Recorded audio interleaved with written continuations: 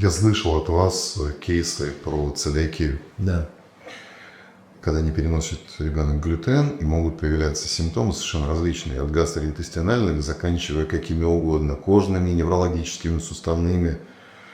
Расскажите, как это, почему, как заподозрить, как понять, что ребенок на это реагирует, как подтвердить и что потом делать? При целиакии. Но опять же, скорее всего, начинается все с того, что придет на прием мама или папа с ребенком, или вместе, и скажут, что, например, там болит живот или повышенное газообразование. Ну, какая-то будет явная жалоба. Они скажут, что беспокоит. После этого, если у ребенка действительно есть какие-то гастроинтестинальные проблемы, ну, например, у него, допустим, будет диарея частая или постоянно жидкий стул, постоянно, допустим.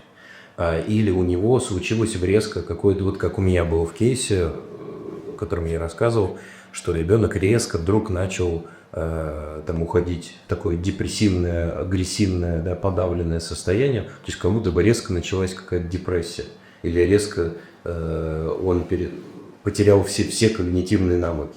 Вот. И тут надо задуматься вообще, по какой причине, что я сделал. Мы провели не прям все на свете посмотрели, а точечно проверили все показатели, которые могут на это влиять. В данном случае были положительные показатели на целиакию, да, была подтверждена целиакия, это антитела к тканевой трансглутаминазе, и мы еще смотрели иммуноглобулин А, ну там смотрели еще другие показатели. А вы решили их смотреть именно потому, что по осмотру сложилась картина бразильской целиакии. Да, мы начали в том числе вместе с родителями, ну, то есть, как обычно, да, то есть, смотрите, у нас там в диагнозе вот такие причины. Скорее всего, надо проверить там вот это, вот это, вот это.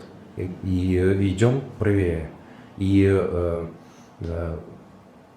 как мне кажется, лучший метод, если мы обо всем подумаем и ничего не упустим.